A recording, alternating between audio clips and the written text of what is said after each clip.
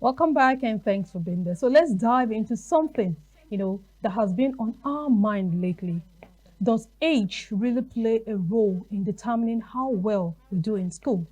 I mean, is being older automatically an advantage, or can younger students bring a fresh perspective and energy to the table? Let's talk about this. But first, let's welcome our very own Dr. Edohoeket, a clinical counseling psychologist, to this discussion.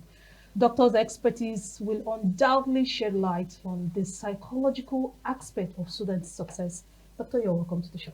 Thank you, Nancy, for having me. Eddie, welcome, Doctor. Good to see you again. Yeah, it's always nice to have you on the show. Yes. All right, so Doctor, let's dive into this very crucial topic. So there's been this talk around, parents clamoring for a particular age, especially Nigerian mothers. I don't know if I'm one of them, if Eddie is one of them, but we seem to enjoy seeing our kids run faster than their shadow, if I can put it that way. So does it really have any impact, you allowing your child to start school earlier than the usual? Would it have any later impact on that child, or is it just a normal thing? Thank you. The topic is a very critical one. Mm-hmm. Like you said, every mother wants to see their child, attain certain levels of achievement sometime earlier than it should be. Mm-hmm. You see, the good thing is that nature has designed how things should be. Take, for example, no matter how rich you are, your child will be born 9 months. That's about 38 weeks, except something happens that you have preterm. So it doesn't mean whether, no matter how rich you are, if it comes out fast, something is going to happen. Mm-hmm. If the child stays beyond that period, something is going to happen. Apart from that, you also see that on the average, no matter where the child is, they talk the first word almost at the same aggregate time. Yeah. They also walk the same time. Whether you're black, whether you're from a rich home or not, you have a period.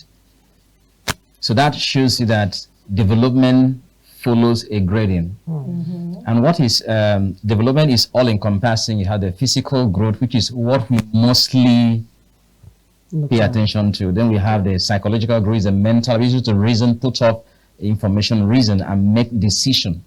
Then you have the emotional ability to handle emotions. And then still go on with life. Then you have the social maturity, that you're able to navigate the social weight with your cohort, that's your age bracket. Then you see yourself in an environment, you can take advantage of it, and you make decision that is called age appropriate. So when you talk of maturation or maturity, you're talking about the gradual unfolding of the characteristics of growth and development that shows physically, shows mentally, emotionally, and socially, and also cognitively. You see that all of them go the same. Sometimes there is in our parlance, this person is growing beyond his age, or is growing, but the wisdom is not commensurate. So the thing is that we need a balance. So over the years, it has been seen by studies, even before the centuries that we are in, that a child is able to enter the normal school environment to learn and be self-regulated at 5. But you will have pockets of individual differences. Some at 4, because they are gifted, we call them, they are precocious children, they're very outgoing. So you have like 1 in hundreds of thousands. But you see that others will take about that 5 years. It doesn't have to be 5 like a factory model. No, some just entering 5, some at 5, even some a little after 5, they go and then they catch up. So studies have shown that because the child needs to speak, need to develop what is called the palmar grade, ability to owe, chalk, to scribble, and then to talk, to have sensory motor understanding of themselves and the environment. So these are the things that will mediate the formal age of studies. That's why you now see they create this nursery, which is like a garden, to help the child in. But that is not education. That is not school. From 5, when the child can independently sit to listen. So that's the thing. And you see that every nation's adopt that. In fact, some nations, if you're not, almost 6 you start. Go to Ireland, Even the breathing that we say we copy from. If you're not 6. You're not 6, you can't. Okay. You go to secondary, if you're not 12, you don't enter. Secondary, you can't enter except you're 18, so you do college. But we say we copy from this, but we don't practice. But does it actually affect the academic performance? Yes. Those decisions are taken as a result of years of assessment. Like I said, the challenge we have is that we just take one exception to be the rule. Normality is not exception.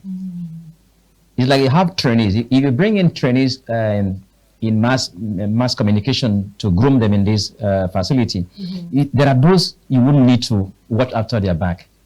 If you have 20, you can just see stars that just come in here and know what to do, but you will not use them as a criterion on how to train the other people.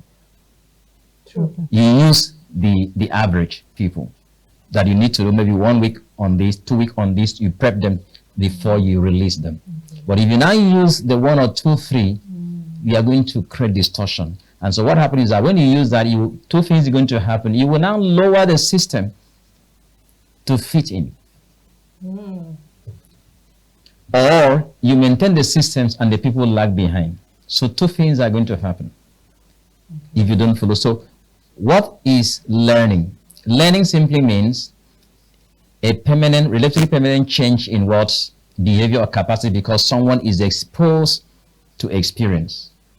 You show someone what to do after he has internalized, he is now able to do it by riding a bicycle, writing, and the result. That ability to internalize that information and reproduce intelligently is a function of different stages of age in maturity. And so that at the level of the primary, the secondary, the tertiary. So, but in between there are exceptions, and that is where the problem is. Everybody is now using one person to say this person did this. No, it's not like that. Okay, so the case where we have here are for special children, those precursory children. Yes, they come under special education, but though they are gifted, you know, so when they hear the word special education, they think it is those that are retarded. Special education is on both sides, extreme. If you use the bell curve, you always have two extremes. The other extremes, the extremes of special people are not doing well on the extreme. Then you have the other far extreme, people are doing exceptionally well, that you can't use the same standard of teaching for them because they cannot, you know, be prepped the way you do. So sometimes you give them projects, they are very fast, but they come under special education because if you don't construct your class, they'll fall out of the class. Just like the other people who are not able to meet up. So you organize your class. For example, a gifted child doesn't need to be guided all the time. They resent that because they know. So what do? You create a class. Most of the time they allow them to learn by project and discovery, or even use them to be the peer tutor for their people. So they take that thing. So that's it. So age is very important for learning and understanding, because it's not about mirroring. You know, what we do is that we mirror. There's too much of rote learning. Mirroring. Thank God AI, a child will just go and write, you just type in, give me a speech for my closing day. You just read and come and read. Did that child write that? Did he have the understanding to bring that creativity to write on paper and then say? So it's just mirroring what is there, not actually learning. You know, since you've been in this line, can you tell us where this whole trend of, you know, parents wanting to see their children, you know, go into school early and graduate before their peers, when did it actually start? Because I remember when we were growing up, we have this method we use, you know, to touch your ear. Did they use for you? I can't remember, but I know. Did they use for you? I can't remember. No, but I was actually going to ask that. What was how is that related to the age description which you have given, and then all the other factors? You know. So when did we get it wrong? How did it start that parents want their children to run? You know, because it's so common these days. I love that analogy. So we're asking whether you would, because I use it. The first time I went, my hands didn't go there, so I didn't go to school when I was 5. You know, because sometimes your hand may not be commensurate with your age. So That was the only, because they understood that then, that's, it took about 40 something years now, Okay. or 45 years plus now. More than So that. averagely that Okay. your hand should be able to get to your ear, but you know some people that have very small hands, Yeah. and maybe their heads are very big, so you couldn't cover. So that was the crudest way of showing, okay, since you say you're out of height, let's see. And they just did that. And like I said, here and there, I was 5, but my hand didn't get to my ear. And I was even happy because I didn't want to start school then. I wanted to sit back and eat my biscuit. So, age. So then, it was not an issue. But then I think there's a problem where we ran into a problem. One of the things that has actually been a major issue is delayed childbearing. Very. People married late in the last 3 decades. People married late because people have to take more time to develop themselves career-wise, both male and female. So then they needed to sit back. Our parents married in their mid-20s. By 30s, they have already had some of us. But things turn. At 30, the young man is not stabilized. And there is a fitting, a notion of what he should be before he brings in someone. So somehow, you see that the average person who is now a father in the last 20 years, as I say on average, is about 40 years. Though we have 30, but I mean the average, you see, if you watch now, see people that marry, the man is almost 40 or above. And then the young woman, most of them that marry now because they need to sit down to develop themselves career-wise, especially when you're not from a family that things are very fast for you to keep on going. You see yourself 35. Having your first child. Even getting married. So when you do that, so if a man has his first child 45, when he's going to have the first child that leaves college, if you add 18, let's just say 18 or 20 on the moderate side to a man that is 45 years, you add 20 for him to have the first child that can leave a college or a polytechnic or a university, that means that man is going to be 65 years. So if you are 40 or you're married now, listen to me, the first time you have a child that passed out of college, Will be at probably 65. 63. So you just took 21 years to bring that person to that stage. At 21 to your age of 40, so you're already 62. So if you marry at 50, so you're going to be 70 when that happens. So now suddenly people need to bridge that gap, and so who suffers is the child. There isn't the child to correct. To correct their delay, which sometimes were not intentional. So many things could be, but some people, you see some young people, well-to-do, they just keep on staying, and then suddenly realize, and then they now want to manipulate the process of growth of a child and development, and that cannot be. So what do? They now look at cutting the childhood of that person. 1, 2 years they say I started school. 3 years, sometime before you know, 8 they are ready to be out of the primary school. 9, those ones are like PhD holders. They are out. 10, they are all gone. So 2 years is cut off. Some don't even stay to primary 6 today. Many schools don't have primary 6 because parents don't want to allow their children. Very few schools have primary 6. Not because the proprietors don't want it. I have friends say, I have tried. No parent wants their child to continue. Okay, so I think also... So you can see a lot of things are into it. Yeah. And like I said, because there is one child who has done so well, we just take these exceptions and then suddenly we make it a blanket this thing, and everybody now falls into it, and it becomes an issue. And like I said, the nation we say we copy from, your child will not enter secondary school in Britain tomorrow if it's not up to that age. So when they are through, they now have a gap year, like a college. They prep them, they do other things, then they move into it. Okay, so I was expecting you to also mention a factor where we have those children growing bigger than their age, that the same, so because I know I've heard parents say, She's too big for this class, so they want to push them faster to, look like. That's another thing. So that comes to, you see, that is the problem of the changes that have taken place in nutrition. because we have moved away from nature-based dieting to factory processed hormones, growth hormones enhanced diets that stimulates both the growth hormones and the follicle hormones. And so you see a plant 2, 3, 6 weeks is done. The thing is that the ingredient that we use, the chemicals, all those things that we use to enhance the growth of that product or plant or animal is going to be residual in the individual. So it now makes the person grow faster physically, even in terms of sex characteristics. Okay. So that, and also now the child is big physically, but it's not consummated. So we now want to push that child. So a lot of factors. So these things, like Eddie said, comes in. But the truth of the matter is that there is going to be a gap Okay. in the child, Okay. except exceptions. There are 1 or 2 exceptions, but on the general, from what we see, there's always a problem.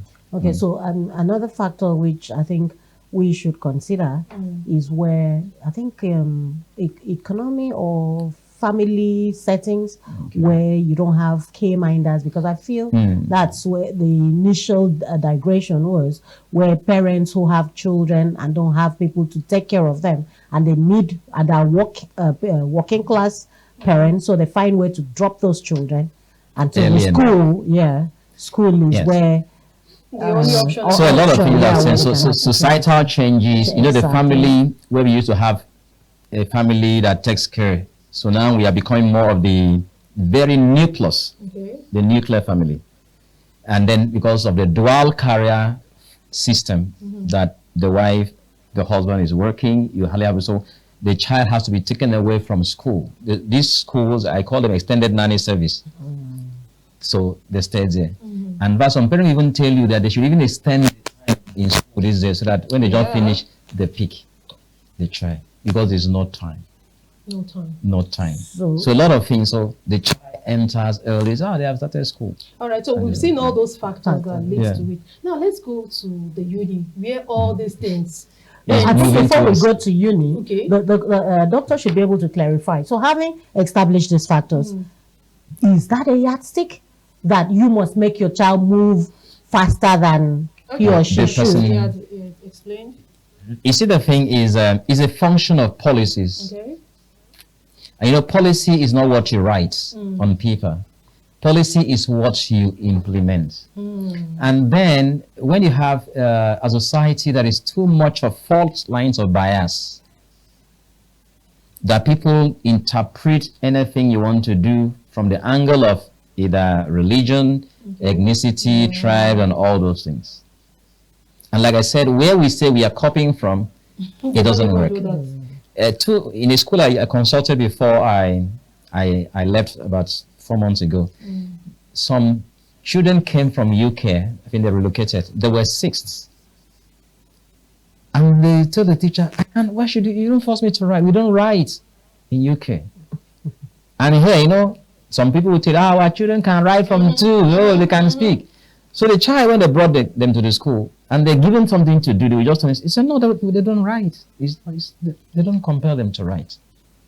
It becomes a problem. Yeah, But because look at it the other way. Yeah. Taking children from here now down to the UK, they excel because It's- they've been exposed to this Yeah. academic level. yeah, So they go there and they are champions. but then that doesn't make it correct. Like I said, is that we need to understand and have an open mind to discuss at it. So that's why you said we have the process. Okay, if you allow the child to start school the way it should be at 5, primary 1, and the child finishes in primary 6, that's 11 years. So between that, as a child moves from 11 to primary, It's ready for the it's next ready. level. If you allow that child who enters even 11, about to be 12, like the policy says, that school year, the child should be able to turn 12. If the child stays again there for 6 years, it's already 17. So he moves in his 17th towards 18th birthday into the college. But you see that most of them, you know, they don't finish primary 5, they don't even finish primary 6. So 1 year is cut. And so a lot of things. So you now see a child 15, find himself in the university. All right, we'll go on a very short break, Yeah. and then when we come back, we'll talk about how this maturity affects students in the uni, because that's where we are Performance, actually yeah. going to. No problem. All right, We so look at that. Yeah. Yeah. We'll go on a very short break, and we'll be right back. Stay with us. Now, here's some exciting news. ADBN is everywhere you are. Stay connected with us across all our social media and across our social media handles on X at ADBN_TV, Instagram at ADBN_TV, Facebook ADBN TV, YouTube ADBN TV_NG, and keep visiting our website on www.adbntv.com. Watch us live anytime, anywhere. ADBN TV, a part of you.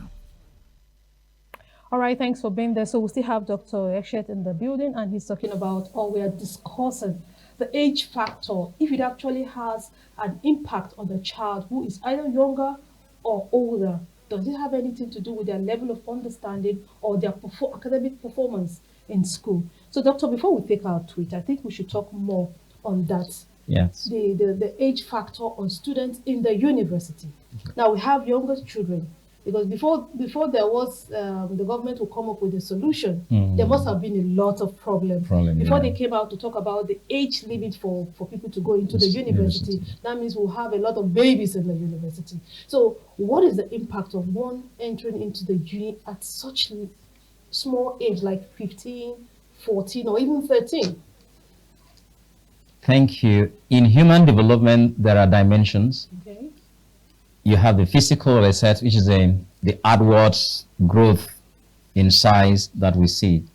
Then we have the emotional, how the person handles situations of feeling if things don't go the way they want. And then you have the cognitive ability to manipulate information. Okay. Because that's thinking, ability for you to manipulate information, to make critical decisions, and solve problem. And then the university is a place that you need to be cognitively matured to sail through. Apart from the social aspect for you to fit into that universe, and then emotion.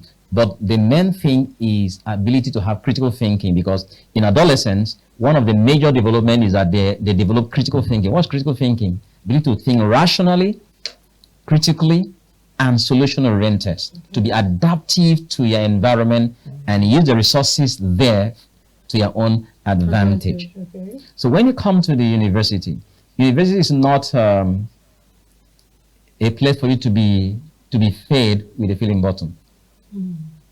It's not a place for someone to direct you. It's not a place for someone to remind you of what to do. It's a place you are prepared for the society, to become a professional, someone who contributes to the sustenance and development of the society, and then even you taking care of yourself. So you need to have a foundation to take decision without being told and reminded that you need to be in class, or you have assignment to submit, or this is how to go about it. Yes, we are there to teach you, to guide you, but in the university, it is about self-directed learning. You carry yourself through the system. You walk through the system and be able to hold yourself emotionally, make critical decisions on a daily basis. And you know that a child of 14, 15 cannot do that. You're talking about environment, if it is like the public school environment of like 30,000 population, 40,000 population, 25, 15, and people mill in and out like that every day. So the child needs to be able to hold him or herself through to succeed without derailing or underperforming because of what? The level of thought processes that are needed to analyze the thing to be. So whether we like it or not, it affects performance. For those that are teaching, we see it. AXU has been crying over, you don't send us baby to school, we are not here to spoon feed.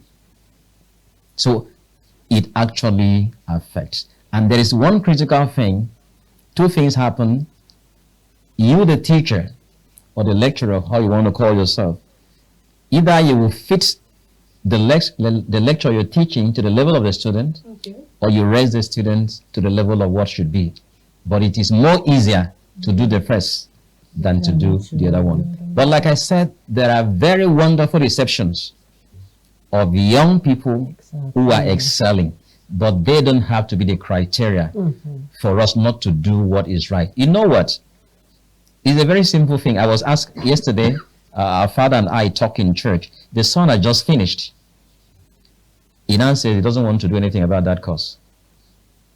So he has now gone back. He says now that he's interested in data analysis. The boy has gone back to register for 6 months to train in data analytics. Doesn't want to do the management course he did. Because he just discovered that that is not what he loved doing. But he had graduated before 19. No. So the boy is now discovering who he is. So the father said, I have let him find his path. He doesn't want to do anything about what he has just finished doing because he didn't really know what it was. He was just pushed into it. So we see these things. I have many cases, young people came to me like that. And they said, I want to go back for master. I said, what happened to the first one? He said, I don't like that course again. So the thing is, we need to be honest to ourselves and let the young people enter school the way it should be. And I was saying, these children today know they can't open bank account. Seriously. Okay, yeah. They can't open bank account. There was one that they call a student, you've not submitted my term paper. He said, I didn't access my account. I said, what happened? They said, they have blocked it. I said, why? I'm not up to the age. I said, tell your father to send you money to another person. That child cannot vote to elect a leader. But he's in the university that is coming back to build the society. At that age, he's not even qualified to vote. Oh my goodness. He cannot have a driver's license. And he cannot even get married because at that age, he's not marriageable. So I don't understand. So there's so many things the child is not qualified to do. That shows you that people who came with that dimension of age, especially except in some cases. The special cases. But now is that we have made what is exception to become the norm. And like when we started, there are so many factors. One is having children very late. Has been one of the driving force for parents to have their children out of school before they are 60.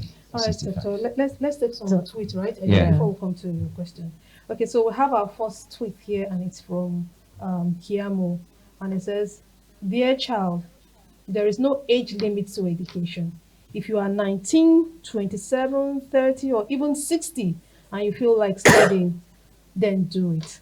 And then the next one says, "I started my own business at 20 and took time off from university. I learned so much about personal responsibility, time management, leadership, organization, and even emotional skills like stress, tolerance, emotional regulation than I ever did in school." All right. And then she said, and that mental, social, emotional growth has directly transferred to how well I understand what is being said to me in classes, because I can cross-reference it to my real-life experience. Plus, I just feel mentally more competent to handle the stress and workload. Okay. And then this next one says, "You are never too young or too old to study. I got my degree at the age of 24. However, I pursued and achieved my master's almost 20 years later while working full-time. I will write more about this. So if you want to pursue a diploma, degree, master, or PhD, go for it." Okay, so that's all we have from the tweet section. All right, Doctor, you want to react to any of them? Yes. Okay. Eddie, I think you want to say something then. No, going through that tweet, I think you've said everything. Yeah. For me, we shouldn't normalize exceptional situations here. You just said it all by saying that, because and that just sums up the whole discussion. Okay. What we are seeing today is where people have normalized exceptional situations. So how do we now how do we now let people know that everybody is not the same? So we allow each child to grow at their pace. Okay. irrespective of how overgrown the child looks. You should consider the other factors, the Yeah. emotional factor, and the other Very important. traits. Okay. Yeah. All right. So now let's talk about the help some of these children can get while they are there, because we can't just say, oh yeah, they are not mature enough to be in the university. What can be done to help them at least level up to an extent? Yes, a lot could be done, and the schools are doing a lot. Okay. We want to thank, we just want to appreciate lecturers, teachers for what they do. Teachers are doing a lot across all level of education, because as a teacher, you stand in the place of a parent. You are in local parentis, parenting the people apart from teaching. So that's why you see school have counseling units. They have counselors, so that when the person feels overwhelmed, can help the person how to self-manage, they mentor them. Then that's why you have in the university, you have career centers and human development centers. So you have counselors, the person feels overwhelmed, and you help them. That's why you also have orientations. Yeah, orientation. You have leadership training from time to time. They are all part of helping the person build up and be able to carry themselves along. They have mentoring and coaching classes. They all are tended towards making the person know that the university is not just the cognitive, talking, writing. You need to balance, like we saw in the tweet, the social, the emotional, and the rest. So what do? Have proper orientation and periodic programs in school to help the child build other aspects of their life that is not just centered on classes. Leadership, self-development, entrepreneurship, decision-making. Let them have community service. Be engaged, and then see how they grow. Because one of the ways for you to grow is actually take part in the social space. Okay. So all these things help the young person to grow, to develop along.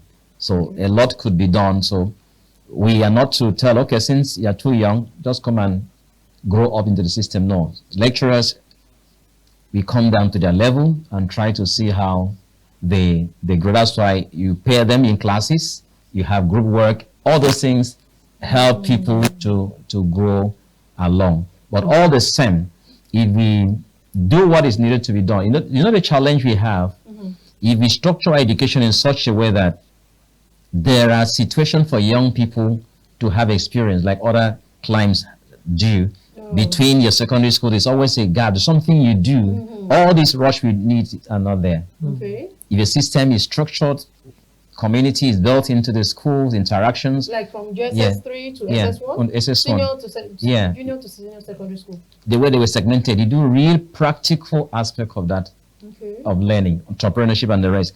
And then, even if you finish, like UK have is called National Vocational Qualification. When you finish at 16, that GSCE, that General Certificate of Education, between 16, 17, 18, there is a program you will do. Okay. What happens is at that time you decide whether you are going to the university, because people don't know what the difference between a university and a college. A university is that you want to add to knowledge frontier. And it is tedious. But if you just want to be a professional, that's why you have a polytechnic, you have a college, you have an institute. So that period, a child needs to know if you need a 4-year education, you need a 2-year education, and then you decide. That period, you connect to the society, connect to industry. And before 18, the child has a picture of what they want to do, whether they will go to university direct, or whether they will go to a skill-oriented dimension of learning, which is a polytechnic, college, or institute, technically driven. So that's what they do. Okay, I wanted to ask, because I don't know if it's a funny thing, but then college, because most of us always, have this misconception about college. So what exactly, if you can break that down? What is a college? A college is an institution, is a post-secondary education of about 2 or 3 years in a specialized field. You have College of Agriculture, College of this. So, Science and it is, technology. they tended to prepare you occupationally, skill-based. You can have College of Photography, College of Cinematography. Okay. Is already cut out. Skill is not too much of grammar. University theory driven, that you need to come and use that theory to create a model for it to work. But we don't have much of that. We just So, have few. so that's why I used to have college, technical colleges, technical colleges, so that people who are in that dimension move in and come in and do wonders in the society. When these other flyers move to universities to create theoretical models that will bring it back. So you have college. That's what a college is. It is not that it's inferior. It is specific for a purpose. Then you now have polytechnic, which is about the level of a university, but this one is technically driven. Like in South Africa, there's a university of technology. They don't do theory. Practical. Okay. Practical. Then there's a other university, they don't do practical. They do model. When they develop, they hand over to that university and they practicalize it. That's why if you see the way school was structured, if you go to Unical, you see that Unical and Polycal, then they have the same boundary. Okay. Do you know why they did that? It's because there are some courses and programs that will be running simultaneously, and they can just host it in one school, but the two schools will be doing it. Okay. If you go to Yabatech and Lagos, the Unilag, you see that they have the same. You go to Ibadan, the university and the polytechnic, we have this one gate. Why would they? Because there be some program, for example, if you want to do nuclear physics, Okay. you can't do nuclear physics in Polycal and do nuclear physics in Unical. The cost is too much. So you can host it in one of the institution, but you draw people from it. That's why you have in Abuja, I call it University Village. So you put all the university together, you can have one of it host a critical infrastructure, then others have closer access to learn and not to scatter resources all over the place. So college is not inferior. It's just that when you come there, we devote every resource to the practical dimension of that field in education, in arts, in this, in that. You have College of Aviation. You don't come here to do another thing. It's aviation related. You know, but this can boil down to employment. Because sometimes when you go with the dichotomy between the university and the polytechnic, Exactly. there is this bias when it comes to people who have this certificate and people who have exactly this what I wanted certificate. to Hey, This is the problem. you know? I'm sorry to say this. For a long time, we've had people who manage education that don't know much about education across the entire strata of our nation. Okay, exactly. I say it with due respect to people that manage it. So they don't understand what education is. People don't pay you. When you leave this place, they don't pay you your certificate. They pay you for your skills. UK pays you for your skills and years of experience. So that is the somersault that we have brought in. So that you see, people have skills and that's why you see that people do everything to have certificate in Nigeria. Yeah. And the integrity of school exams and everything, public exams, is constantly eroding. Do you know the level of malpractices in common entrance exams today in Nigeria that parents make sure their children pass? This primary sixth. If you know the level, because everything is about certificate. So that is another place. You talk about harmonizing. If we get to a point, there's what we call analysis, career analysis, job analysis, whereby you need to know who fits a particular employment, what are certain skills, and then you now rate them. Okay. These issues will not be there. So people will go to school based on their affordability and then their competence and the area of interest that they want to specialize. Okay. Just like that case that I cited, if we had had an institute of maybe database management and all those things, and that boy had not spent 4 years to do that course that the father said he doesn't want to do anything about for the last 1 year, he's now pushing another thing. He would have just gone into that schools and now he would have earned more money. So education needs to be understood properly. Okay. It's a tool for developing. It's not about the toga and the pride that you carry certificate and you cannot even Defend your defend certificate. and turn it into anything. Yeah. Okay, so Doctor, you've just given a very good insight and a good trajectory to this discourse. But you see, the place of influence of parents in the choice of institution and courses, I think, also plays a major role on these children. Yes. So irrespective of the age, they might not do well because they have been influenced. You know the to study thing, every what? father, most people, we have a call it some, people are now realizing the careers of their father. You know, some people have left what they did. So I did it for my father. Let me now go for myself. Yeah. But the thing is that parents have a lot to do when it comes to where their children are going. Just that most people are overbearing to impose what they should guide. They become a guidance system. They look at what the child does, knowing the child is still a child. They bring expertise. They expose the child. This is what and what it takes. And then the strength of that child comes in. Your father cannot be out of the picture, or your mother, or significant one. Just that they are not imposed because they will not leave that light. Apart from that, know that your father, your parents, God uses them to put you where you need to be. But they should not that if it is not this, because I know someone whose father disowned because he wanted him to take over the chamber, and the guy said no and read another thing. That was the end of their relationship. Because he didn't have a hair to take over the chamber. So Wow. so we Thank you so much, Doctor. You've given us a whole different perspective to this age palaver. The age. It's been ongoing for a while now. So I wanted you to tell us, like, in your own opinion, what do you think? I love that idea where you talked about, it's not like it's a new thing, but we don't observe it. Like the break we have in between, like from your junior secondary to your senior secondary. But parents are always in a hurry to push. Let's just go in and finish up and then come out. I am also guilty. You know the thing, like I said, a lot of factors comes into it. Everybody want to get these children off their hands fast.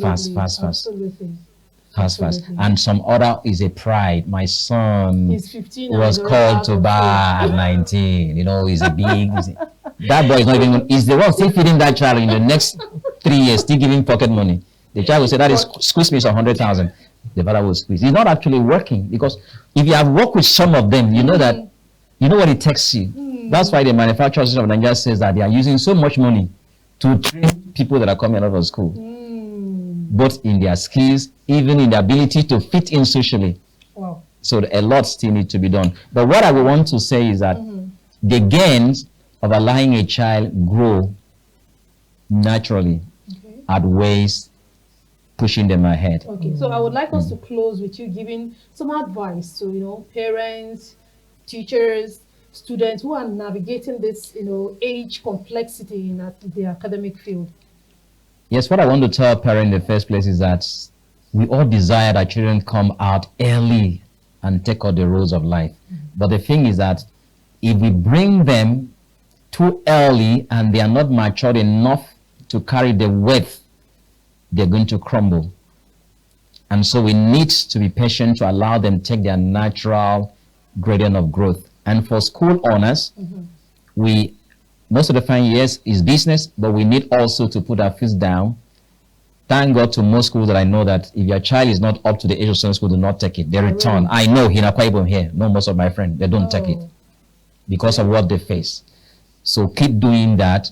And then for the government, the society, let's be honest and let's implement policies that is going to help our nation grow so that we can have the best that we need, not just having the number of professionals we are turn out, but people that can fit into the society by bringing results to the thing we need. And for a young person, you find yourself, well, you are in school, you need to measure up. You need to, some of courage, get assistance from your lecturers, from your counselors, and other places in the university, then you can grow up. And most of it is that get friends, your peers, who have positive influence, band together and sail through the storm. Before you know it, it will be a story that you can always share how you navigate through it. Thank you so much, Doctor, for coming on the show today and for that wonderful advice. Thank you so much. Thank you. Thank you for our listeners. Eddie? Yeah. What more can I say? It's been a very beautiful and insightful session. Yeah, absolutely. And like he said before his last words, he tried to say we should desist from. There's a word that I've forgotten how he put it, but the message there is we shouldn't run faster than our shadow. Yeah, let the children grow into yeah, their next level. exactly. Okay, so that one is for me also, because I'm always saying my daughter is so big, so let her just, but anyway, I know better now. Thank you so much for being a part of the show today. That's the much we have for you. We hope to see you again tomorrow. So from all of us in the studio, bye-bye and thanks for watching.